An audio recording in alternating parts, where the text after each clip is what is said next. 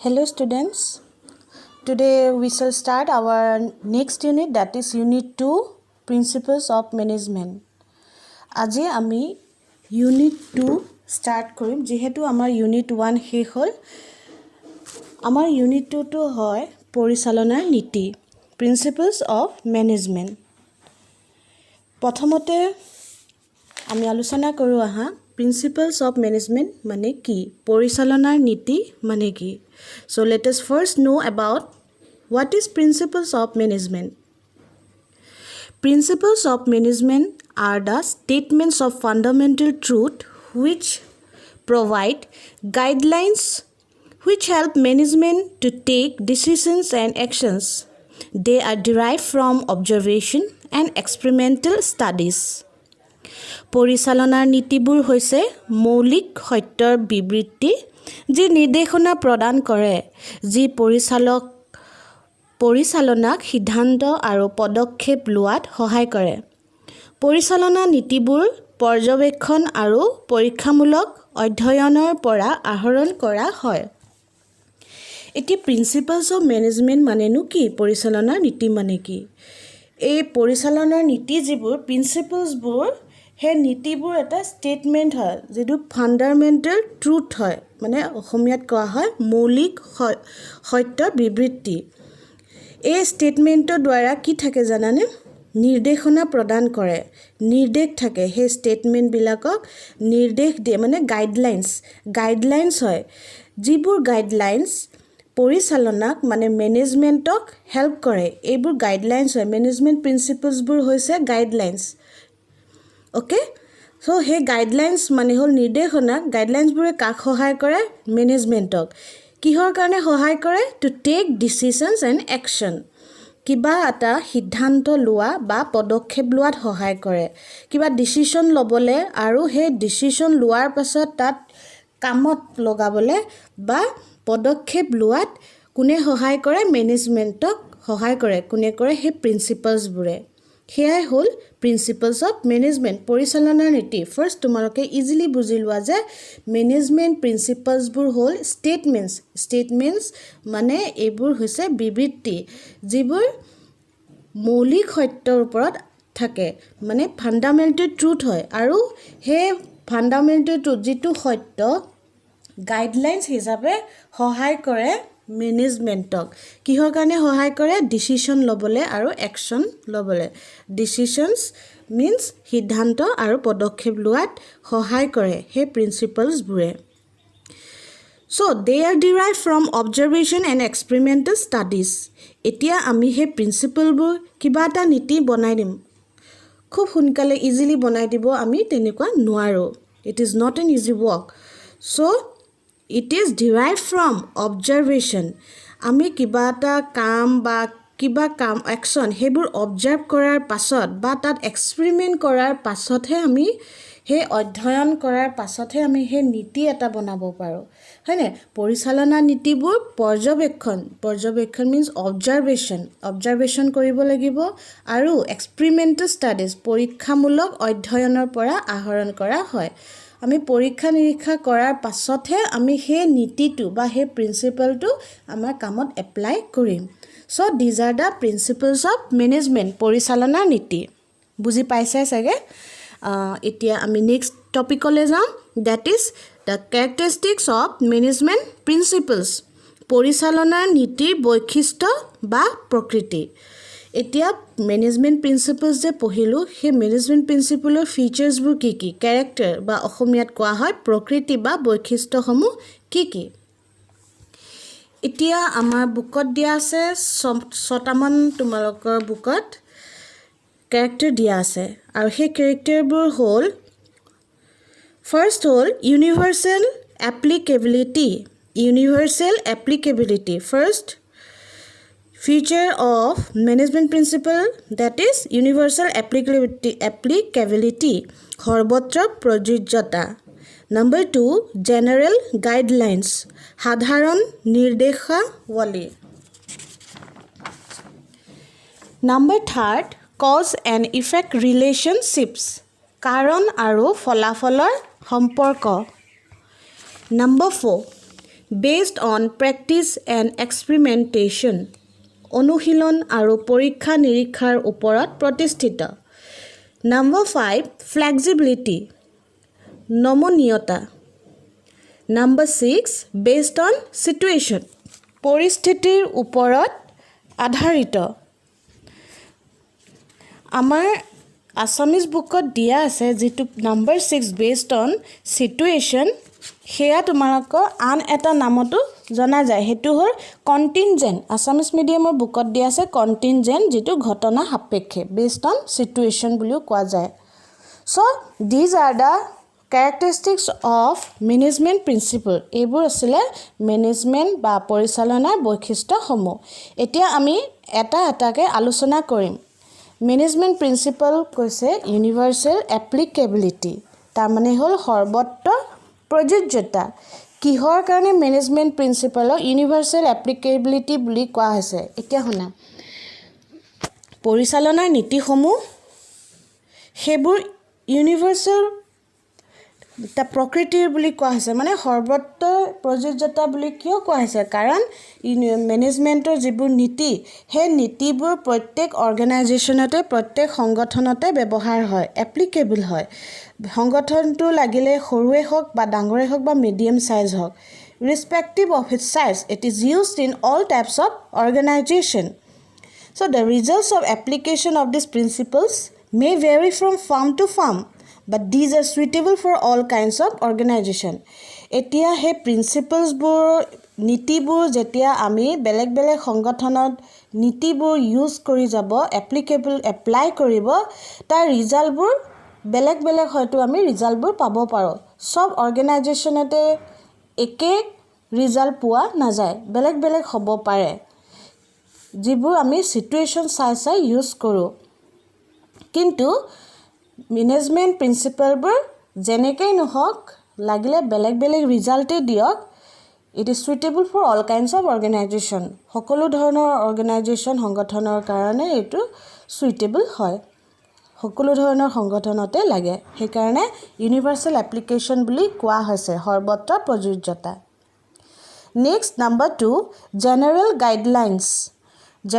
General guidelines তাৰমানে সাধাৰণ নিৰ্দেশাৱলী চ' এইটো আমাৰ নেক্সট কেৰেক্টাৰ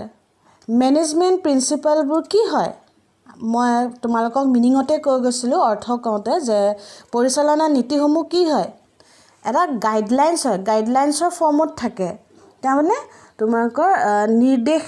নিৰ্দেশনাৰ ৰূপত থাকে নিৰ্দেশৰ ৰূপত থাকে যিবোৰ নিৰ্দেশ মেনেজাৰবোৰে ইউজ কৰে সেই গাইডলাইনছবোৰ মেনেজাৰবোৰে বনাই তেহেঁতি ইউজ কৰে okay management principles are stated in the form of guidelines and their application will be done by managers আৰু সেই গাইডলাইনছবোৰ কোনে ইউজ কৰে মেনেজাৰে ইউজ কৰে এতিয়া মেনেজাৰে সেই নীতিবোৰ সেই প্ৰিন্সিপালবোৰ ইউজ যে কৰে সেইটো কিহৰ কাৰণে কৰে ফৰ সলভিং প্ৰব্লেম কিবা এটা প্ৰব্লেম হ'লে কিবা বিপদ হ'লে অসুবিধা হ'লে তেতিয়া সেই মেনেজমেণ্টৰ বা পৰিচালনা নীতিসমূহ ব্যৱহাৰ কৰে আৰু সেইবোৰ ৰেডিমেড পোৱা নাযায় সেই ব্যৱহাৰ কৰাৰ পাছতহে ৰিজাল্টবোৰ পাব সেইকাৰণে জেনেৰেল সাধাৰণ নিৰ্দেশাৱলী বুলি কৈছে কিহৰ কাৰণে কৈছে কাৰণ মেনেজমেণ্ট প্ৰিন্সিপলবোৰ গাইডলাইনছ হিচাপে মেনেজাৰক সহায় কৰে আৰু মেনেজাৰে সেই নীতিবোৰ ইউজ কৰে যেতিয়া অৰ্গেনাইজেশ্যনত কিবা প্ৰব্লেম হয় প্ৰব্লেমবোৰ সলভ কৰিবলৈ মেনেজমেণ্ট প্ৰিন্সিপল ইউজ কৰে সেইকাৰণে এইটো গাইডলাইন হিচাপে ইউজ হয় চ' এইটো আমাৰ নেক্সট কেৰেক্টাৰ আছে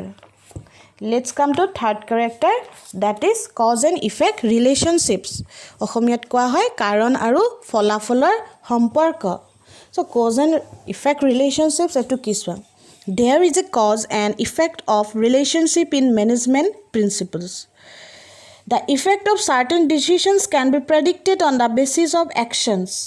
Although these principles cannot state it perfectly, absolute result because they are implemented on human beings, but it helps us in having some idea about the effect. এতিয়া শুনা management principles বোৰ যেতিয়া use কৰে তাতো এটা cause আৰু effect relationship থাকে management পৰিচালনাৰ নীতিত তাত কি থাকে কাৰণ আৰু ফলাফলৰ সম্পৰ্ক থাকে কজো থাকিব হেতু কাৰণৰ পৰা কি ফল পালো কি ৰিজাল্ট পালো হে দুটাৰ মাজত এটা সম্পৰ্ক থাকে ৰিলেশ্যনশ্বিপ থাকে মেনেজমেণ্ট প্ৰিন্সিপালত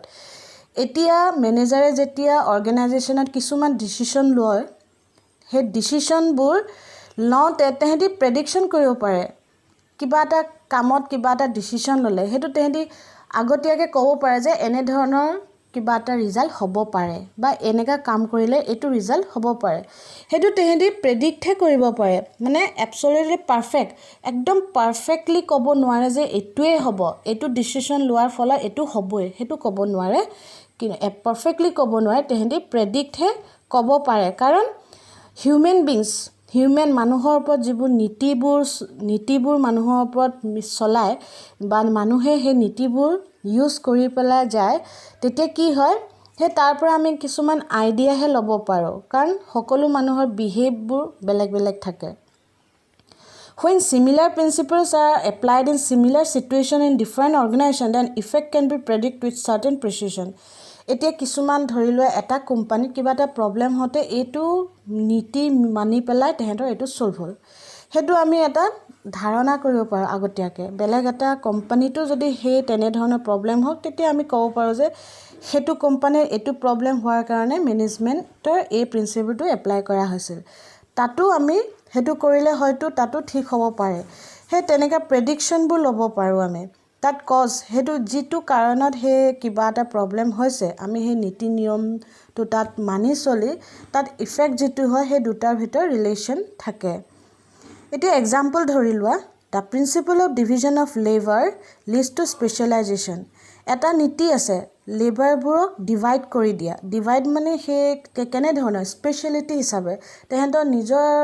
ধৰি লোৱা একাউণ্টছৰ কাম কৰা তেহেঁতৰ সেইটো একাউণ্টছৰ ডিপাৰ্টমেণ্টতে দিব সেইটো স্পেচিয়েলাইজেশ্যন বা তেহেঁতৰ স্পেচিয়েলিটি চাই পেলাই তেহেঁতক ভগাব এণ্ড ইনক্ৰিজ ইন সেইটো ভগোৱাৰ কাৰণে কি হয় তেহেঁতৰ পাৰদৰ্শিতাটো বাঢ়ে দক্ষতা বাঢ়ে efficiency So, division of labor. So, এইটো কি এই এক্সাম্পলটোৰ পৰা কি পালোঁ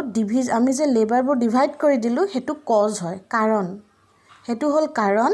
আৰু তেহেঁতৰ যে এফিচিয়েঞ্চ পাৰদৰ্শিতা বাঢ়িলে সেইটো ইফেক্ট হয় তেহেঁতক ডিভাইড কৰাৰ কাৰণে তেহেঁতৰ পাৰদৰ্শিতা বাঢ়িলে এফিচিয়েঞ্চি বাঢ়িলে চোৱা ৰিজন বা কজ আৰু ইফেক্টটো কি হ'ল এফিচিয়েঞ্চি ইনক্ৰিজ হ'ল এই দুটাৰ মাজত সম্পৰ্ক হেতুৱে হৈছে মেনেজমেণ্ট প্ৰিন্সিপলত কি থাকে কজ এণ্ড ইফেক্ট ৰিলেশ্যনশ্বিপ থাকে কাৰণ আৰু ফলাফলৰ সম্পৰ্ক থাকে Now go to next point that is number 4 based on practice and experimentation অনুশীলন আৰু পৰীক্ষা নিৰীক্ষাৰ ওপৰত প্ৰতিষ্ঠিত Management principles have been evolved through research and practice Proper observation and experiments were conducted before reaching various conclusions. Management thinkers have been putting their thoughts in practice and managers have been experimenting with these ideas in real situation, finding acceptable principles. So what happened?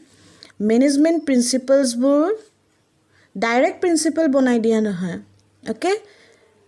Management principle were ketia ahibo?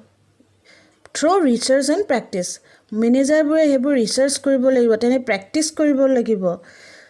সেইবোৰ কৰাৰ পাছতহে observation কৰিব লাগিব তাৰ পাছতহে কনক্লুজনত আহিব লাগিব এতিয়া সেইবোৰ ডাইৰেক্ট এটা নিয়ম বনাই দিব নোৱাৰিব সেই নিয়মটো তেহেঁতি প্ৰেক্টিছ কৰিব লাগিব মিন্স সেইটো কৰিলে কি হয় সেইটো তেহেঁতি বেলেগে কেনেকৈ ইউজ কৰিছে তাৰ ফলত কি হৈছে সেই গোটেইবোৰ এক্সপেৰিমেণ্ট কৰিব গোটেইবোৰ অবজাৰভেশ্যন কৰিব লাগিব পৰীক্ষা নিৰীক্ষা কৰিব অনুশীলন কৰিব লাগিব তাৰ পাছতহে এটা প্ৰিন্সিপল বনাব পাৰিব কনক্লুজনত আহিব পাৰিব সেই কাৰণে কৈছে যে it is based on practice and experimentation principles নীতিবোৰ সদায় প্ৰেক্টিস আৰু এক্সপেৰিমেন্টৰ ওপৰতহে আধাৰিত হয় so our next point is flexibility নমনীয়তা flexibility let us go through this point management principles are flexible in nature they can be changed with the change in environment of a business these are not rigid statements and can be modified by the managers using them এতিয়া হুনা flexibility to হল নমনীয়তা মানে কি হয় পৰিচালনাৰ যিবোৰ নীতি management প্ৰিন্সিপলছবোৰ flexible হয় flexible মানে চেঞ্জিং হৈ থাকে সেই নীতিবোৰ আমি কেতিয়াবা হয়তো চেঞ্জো কৰিব লাগিব মেনেজাৰে সিচুৱেশ্যন চাই কিছুমান কণ্ডিশ্যন চাই সেই নীতিবোৰ একেধৰণে কৰি গ'লে মানি চলিলে নহ'ব সেই নীতিবোৰ নিয়মবোৰত অকণমান চেঞ্জিং আনিব লাগিব সেই পৰিস্থিতিৰ সাপেক্ষে পৰিস্থিতি চাই তেহেঁতি সেইবোৰ নীতিবোৰ অকণমান তাত চেঞ্জিং আনিব মডিফাই কৰিব সেইকাৰণে কৈছে যে মেনেজমেণ্ট প্ৰিন্সিপলছ আৰ নট ৰিজিড তেহেঁতি একেধৰণে বা স্থিৰ নহয় বা একেই হৈ নাথাকে বা আমি এটা পদ্ধতিত গ'লেই নহ'ব তাত আমি চেঞ্জিং আনিব লাগিব সেই নীতিবোৰত অকণমান চেঞ্জ আনিব লাগিব আৰু এইটোৱে হ'ল মেনেজমেণ্ট প্ৰিন্সিপলৰ এটা features that is flexible nature স্থিৰ হৈ নাথাকে সেই প্ৰিন্সিপলটো যে সদায় চলিব এটা কামত সেইটো নহয় হয়তো কেতিয়াবা চিটুৱেশ্যন চাই সেই প্ৰিন্সিপলটো অকণমান তাত চেঞ্জিং বা মডিফাই আনিব লাগিব এতিয়া শুনা number next that is our last point based on situations in Assamese medium you can get contingent okay পৰিস্থিতি সাপেক্ষে যিবোৰ কাম কৰে based on situation the application of management principles depends upon a specific situation faced by a manager এতিয়া management principle বোৰ যিবোৰ মেনেজাৰে use কৰে সেইবোৰ কিহৰ ওপৰত ডিপেন্ড কৰে মেনেজমেণ্ট প্ৰিন্সিপলবোৰ বিভিন্ন ধৰণৰ মেনেজমেণ্ট প্ৰিন্সিপল নীতিবোৰ যিবোৰ পৰিচালনা মেনেজাৰে কিছুমান প্ৰব্লেম ফেচ কৰে কিছুমান চিটুৱেশ্যন ফেচ কৰাৰ কাৰণে তেহেঁতি কিছুমান নীতি তাত মানি চলে নীতিবোৰ ইউজ কৰে প্ৰিন্সিপলবোৰ ইউজ কৰে সেই মেনেজাৰবোৰে প্ৰিন্সিপলবোৰ এডজাষ্ট কৰিব লাগিব ডিমাণ্ডেড বাই দ্য চিটুৱেশ্যন চাই তেহেঁতি সেইটো প্ৰিন্সিপল ক'ত কোনটো প্ৰিন্সিপল খটাব লাগিব ক'ত কি নিয়ম বা কোনটো নীতি ইউজ কৰিব লাগিব সেইটো চিটুৱেশ্যন চাই মেনেজাৰে এডজাষ্ট কৰিব লাগিব সেইটো মই কি কৈ আছোঁ যে চিটুৱেশ্যন পৰিস্থিতিৰ সাপেক্ষে পৰিস্থিতিৰ ওপৰত আধাৰিত পৰিস্থিতি চাইহে তেওঁ সেইটো প্ৰিন্সিপল বা সেইটো নীতি তেওঁ নীতিবোৰ লগাব লাগিব বা নীতিবোৰ মানি চলিব লাগিব this principles are neither absolute not stable সেই প্ৰিন্সিপলবোৰ সদায় যে চেঞ্জিং হ'ব সেইটোও নহয় বা সদায় একে থাকিব সেইটোও নহয় কিহৰ ওপৰত ডিপেণ্ড কৰিব চিটুৱেশ্যন চাই সেইকাৰণে কৈছে যে management principles R based on situation পৰিস্থিতিৰ ওপৰত আধাৰিত থাকে পৰিচালনাৰ নীতি চ' we have discussed all these features of management principles hope you all understood and if you have any query